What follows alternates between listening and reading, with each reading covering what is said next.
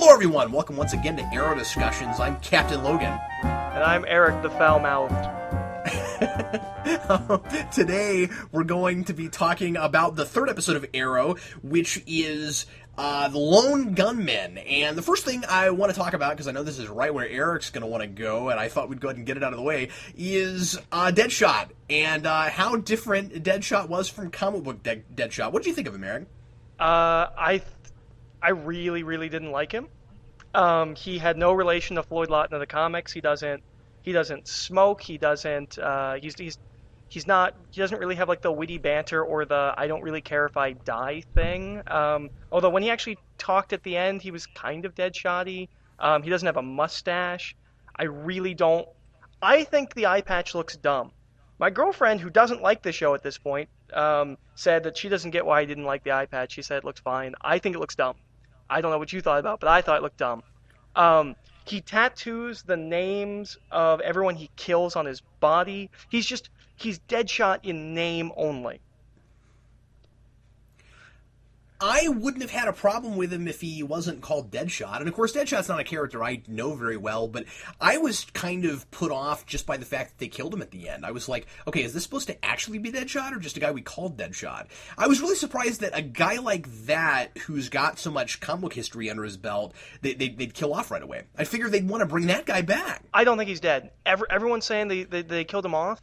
I think it's very important that he got shot in that eyepiece thing. In the eyepiece thing? Okay, fair enough. And his body's just there, and he's just laying there, and then Ali just leaves.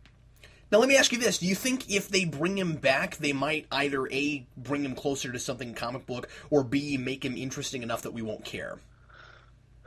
I don't think that there's anything that they can do that can fix how dumb the tattooing people's names on him thing is. Like, that's just such a generic, like, ooh, it's a spooky serial killer kind of a thing.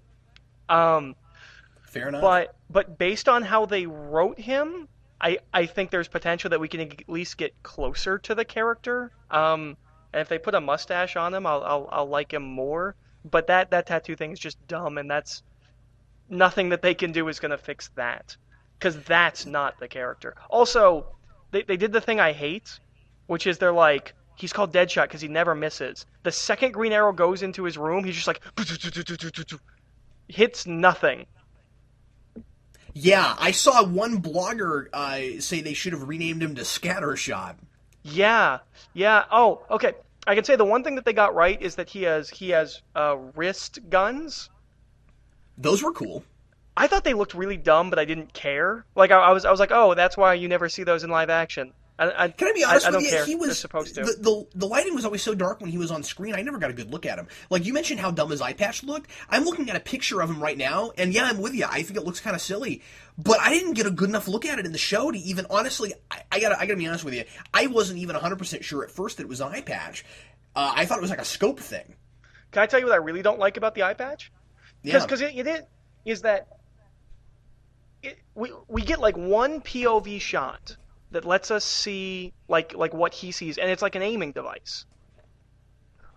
But every time we see him, he's looking down like the scope of a gun with his eyepiece.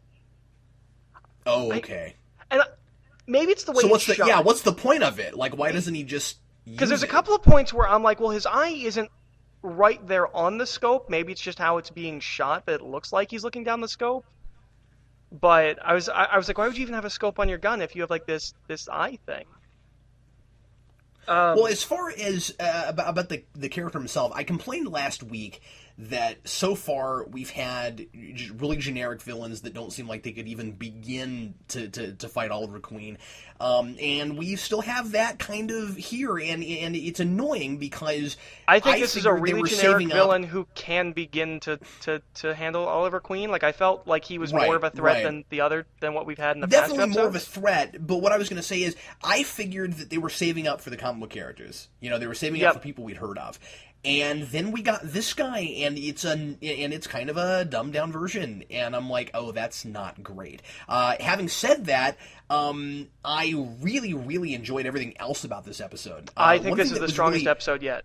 one thing that was really good about Deadshot, not in the character himself, but just in what he did for Oliver Queen, was that they finally brought up the fact that Oliver kills people, and he finally gave us a justification for it. And you have that line toward the end where Deadshot says, "Why don't you extend me some professional courtesy?" And Oliver says, "Because we're not in this for the same thing." And he says, "Well, you've killed people," and he says, "Yes, but I did it to help people. You're only out for yourself." And yeah, that's maybe what we would expect him to say, but I'm glad that they're addressing it finally. Yep. I thought character-wise this was the strongest episode. I'm so happy. So early on, they dealt with the love triangle thing, and they dealt with it kind of maturely, at least for a show like this. I thought so too. Yeah, I was very impressed with that.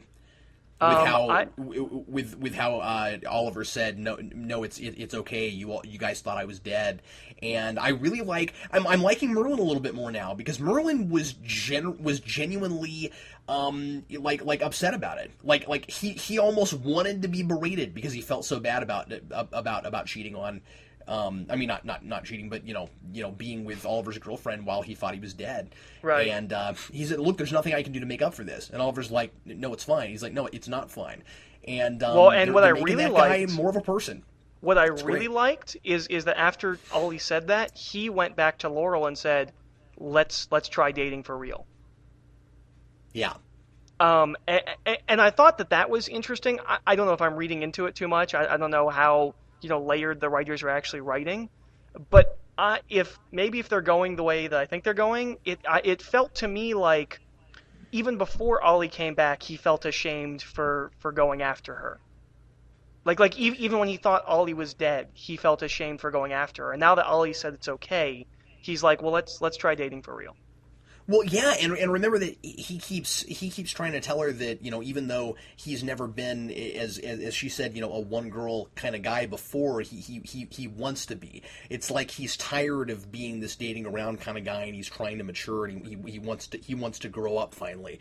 I think that a season from now, we're going to see a totally different guy there. Like, I think he's going to be completely out of that characterization, and we're going to see somebody a lot more mature. Let me use that to segue into just a piece of information that people may not know. And I said a season from now because we can almost guarantee this will be on a season from now. Not only did the first episode have the highest rated first episode ratings for CW ever, right? for... I'm not sure. Actually, from what I've read now, I don't even think it was for the first episode. I think it was their highest night since 2009. Wow. And at least that's what I'm seeing. And the crazy thing is that now that the ratings are in for the second episode, Eric, it didn't change. It had the same number 2 weeks in a row. Oh, I saw that dipped a little bit, but it was still the highest viewed new series. Okay, I read that it was the same, but they might have just been giving kind of an estimate, kind of rounding up. Yeah. It only lost So CW has already decided to keep it on for an entire season. So they've ordered somewhere between 20 and 22 episodes. And, we're at least going to get a whole season out of this show. Yeah, and so that means it'll probably get a second. According to Wikipedia, the pilot had 4.14 million, and Honor Thy Father had 3.55. That's still really good. Yeah, no, it is. And I mean, again, for any other network, those would be really low, but CW has been in bad shape for a long time. Those are huge numbers for that network. Yeah. So that's great. So so Eric, that means we'll be doing this for a while, dude. At least for a whole season. So, other things that really worked about this episode, I thought that not only was it pretty dense with material, and did we have quite a few really good setups for things to come just here in a third episode, but also, we've complained a little bit about dialogue here and there, and I thought this one was the strongest dialogue-wise, too. Oh, absolutely. Nobody said anything I thought was really silly, and I found myself laughing out loud 3 or 4 times, in fact. Yeah, there was a couple, genuine jokes that really played. As much, I know the series is making me not like the sister, and I know it's intentional. Yeah. But I really like how the mom is dealing with her. Like I really like that Ollie was like, look, you need to discipline her, and I think we're gonna see a distinct character arc for her. I hope so. My worry is that it's going to be one of those things where they're trying to make us forget for a minute that she's got this hidden evil kind Yeah, of that she's agenda. evil. Yeah, they did that a lot on Heroes. Yeah, they did it a lot on Heroes. They did it some in Smallville, and I didn't care for the fact that they did that here, and then they didn't remind us at the end like they did the first two episodes. You know, That they didn't she's give us evil. anything where, and I mean, like that's okay, but you know, if you came in third episode, you wouldn't know, and then it might kind of broadside you. If they find a way to do it consistent, I'm fine with it. I just don't trust that yet. Yeah. I thought the stuff with Paul Blackthorne is still very good. And I think that John Diggle continues to be the most interesting character in the show. Absolutely, he is. They did two big things for them in relation to Arrow in this episode, and with the cop, it's that they're already getting him closer to being Arrow's Gordon by having Arrow come in and ask him for help, and Yep. then John gets to find out at the end of this episode, Which I'm so glad that they did not drag that out. It was great, yeah. They're not dragging anything out so far. If this was Smallville, this episode would have happened in like season 4, and then he would have forgotten about it, and then like he would have found out again Yep. like season 6. You know, I mentioned it to my wife, and that's exactly what she said. She said, "Oh, cool. So it's not going to be 6 seasons of us wondering what he's going to find out." No, I thought that was great, and The way they revealed it was really cool too. You know that he like wakes up and Oliver walks up to him in his Arrow suit like he planned it. You know, it was like he decided, all right, I'm going to let him know. I mean, like, because clearly he was expecting it. I really liked. I lost my train of thought for a second. I really liked the. Oh God, start talking because I completely lost my train of thought and I'm just trying to recapture it. Oh, I'm sorry. And I can't not say it because then we're gonna finish recording. And I was like, oh, why didn't I say that? I like the whole idea of of Oliver opening up the nightclub. I think that's great. exactly what I was going for. Okay. I love the reason for why he's opening up.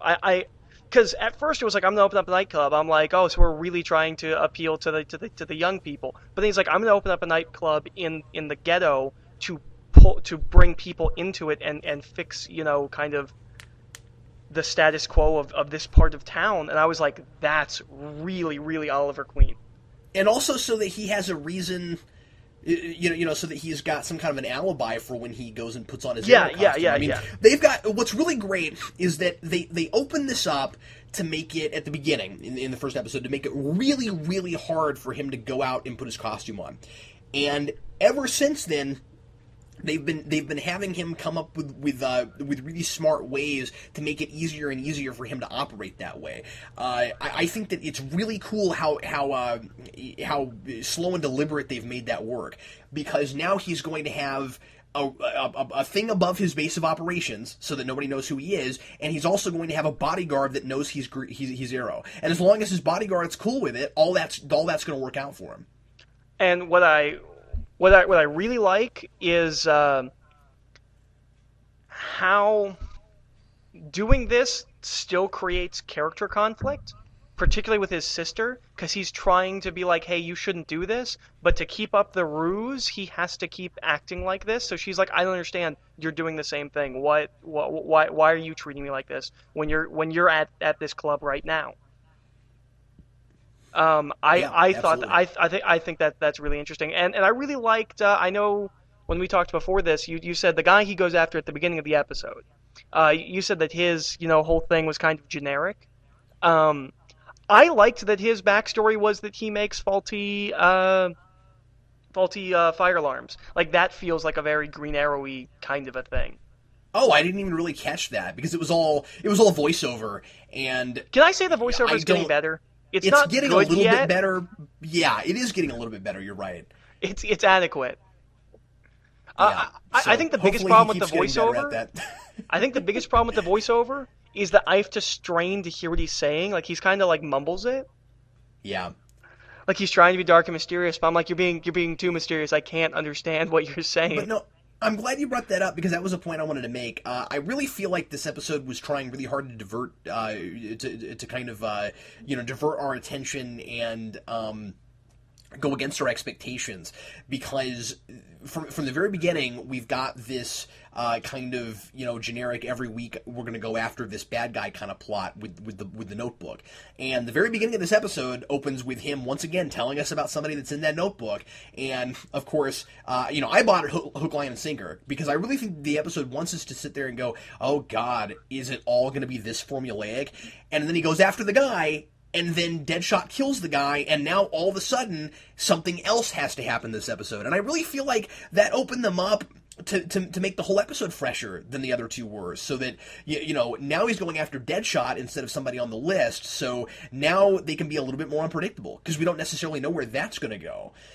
And can I talk about the notebook just for a second? Yeah, sure. That notebook is going to make me buy the DVD. Because I know every single time he flashes to that notebook, there's little names and references, and I barely catch something, and then it cuts away. I'm like, oh, I want to freeze frame it. I want to see the names. They name dropped Jurgens in this.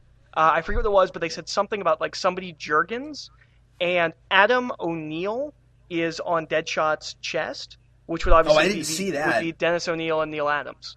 I'm with you. I kind of want to start pausing things some too. It's funny that there are so many references to comic book writers and artists because they obviously have some reverence for the material, and yet something we said at the beginning is not really holding true now. This does not feel real comic book. No, and I said this to you earlier. I feel like this show feels like kind of the 2012 version of an 80s TV show. It's got a little bit more through threads, but it feels like the modern version of something like MacGyver or Miami Vice or something like that. It feels like this is the Green Arrow show we would have gotten in 1986. Are you okay with that? It's not my favorite kind of television. Yeah, it's not mine either. I honestly would have liked this to have been a bit more over the top. I'm hoping. Well, and I guess we'll see when Deadshot comes out. I've seen a couple of comments on our videos, people saying Deadshot's just like a dude in a jacket and the mask. I haven't been able to find. Do you mean Deathstroke? Yeah, I haven't been able to find any pictures of him anywhere outside of that, picture of the mask and the arrow through it. So I don't know where they're getting that. It's not as comic booky over the top as I wanted it to be to start with. It's okay. It's still not uber realist. It's still not as uber realistic as Nolan, but it does kind of feel like an 80s TV show. I'm hoping that this is just kind of like growing pains, and as it gets going, it's going to build more overarching plots. That's really where I'm hoping the show is going. Yeah, it definitely hasn't totally found its legs yet, but I'm becoming more and more confident that it will. I got a question for you about Deathstroke. Do you think that the idea is probably that Deathstroke is running some kind of big crime thing on the island, or that maybe he's just by himself and that he's the one setting traps and things, and that the guy that shot Arrow with an arrow that shot Oliver with an arrow was trying to save him from Deathstroke? Yes. Well, that's what I think. I think when he shot him, he thought he was one of Deathstroke's men. That's not what he said, though. What did he say? He said I shot you to protect you. He shot him so that he could drag him off so that he wouldn't get attacked by whoever he was going to get attacked by. He says that. Okay, then I must have just missed that line. Yeah, that's what I think. When they showed up, I was like, well, that's kind of interesting. I'm wondering if maybe it's, they could be going back to the original Green Arrow origin, where on the island pirates are hiding their gold. It could be kind of something like that. Maybe this is where a merc group, stores, their guns or something. Yeah. So yeah, I think this is the strongest episode so far. And as much as I hated Deadshot and he's not the character, this is the first person that's posed at least some level of a physical threat. So well, I still hope they bring him back and yeah, me too. I hope they bring him back and make him a little bit better. And honestly, I think I really liked what they were doing with the characters. I really liked how quickly they're resolving things that I was worried were going to play out at least all season. Me too. Yeah, it continues to be smarter than I thought it was going to be from the beginning. Yep, especially based on the writers. So yeah, I'm really interested to see. And next episode 4, is the first episode we're gonna get that's not written by by the 3 of them. Oh, really? Because episodes 1, 2, and 3, it'll say story by 2 of them and then written by 2 of them, and usually it'll be like one of them did both story and screenplay, and then one of them also did story, and then the other one also did screenplay. Next episode is the first one that doesn't have any of them writing it. So I'm excited for where the show is going. I still don't think it's a great show. I probably wouldn't be watching it if it wasn't Green Arrow. Yeah, same here. But and honestly, if we weren't doing this, I probably maybe by now would just wait for it to hit DVD and just watch the whole thing. But I think each episode is getting better than the last, and I think maybe by the end of the season we'll have it'll either become like Smallville, or it'll have developed into a much stronger show. Well, everybody, thanks a lot for listening to Arrow Discussions, and we'll see you next week for episode 4. I'm Captain Logan. And I'm Eric. And we'll see you next time.